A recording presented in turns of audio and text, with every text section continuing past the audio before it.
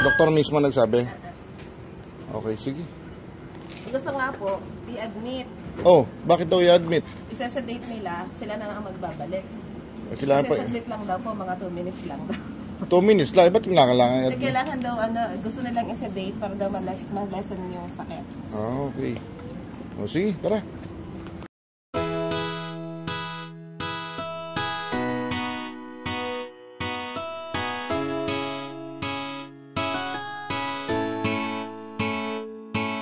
Ermitanyong lagutok, Arbet Caldo. Concentrate lang, concentrate.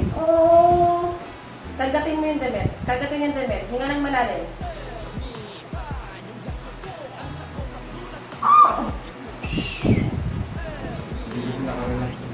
Mag-relax mo kasi hindi pa din galawin ng anak na i-relax yung natigas yung muscles.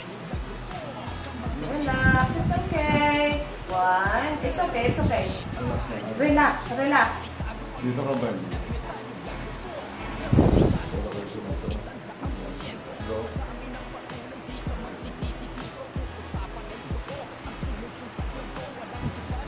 Okay. Oh, relax, mag-relax mo para mabilis lang. Gusto mo uminom ng tubig muna.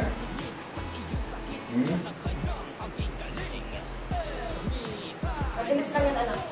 Huwag ka sumunod. Wait lang po, wait lang. Yung likod ko pinapulikat. Kasi anak na... Hindi ka nakarelax eh. Naninigas ka kasi.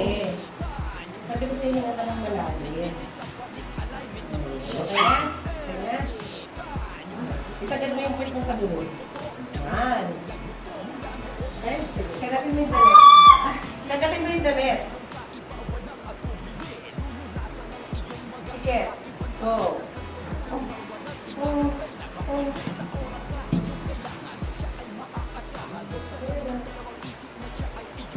Wag mo ilaban.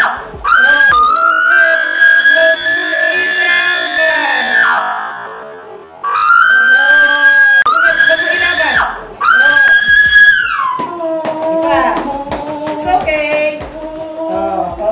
Wag mo galawin. Nakabalik na. Nabalik na. Ayos na. Balik na.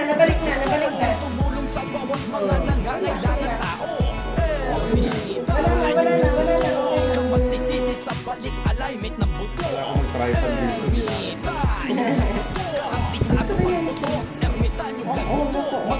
Hindi na, may isa pa. I-check na lang. Check na lang. I-check lang. Yung pagbukol nito, hindi siya pamamaga. Okay na nga. Wait lang po, Wag mo. Alam mo kuya yung... I-relax mo ang muscle mo. I-relax mo. Okay. hindi ko kaya na ganyan sa likod. Sandali, isusuot na.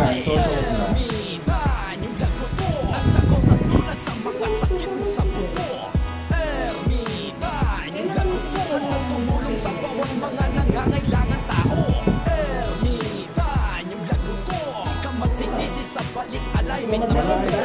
Ermitan yung laguto. Karanti sa ating pagbuto. Ermitan yung laguto. Ermitan yung laguto. Ang sagot at lunas sa mga sakit mo sa buto.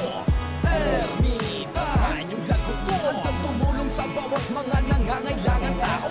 Ermitan yung laguto. Kang magsisisi sa balik alignment ng buto. Ermitan yung laguto. Karanti sa ating pagbuto.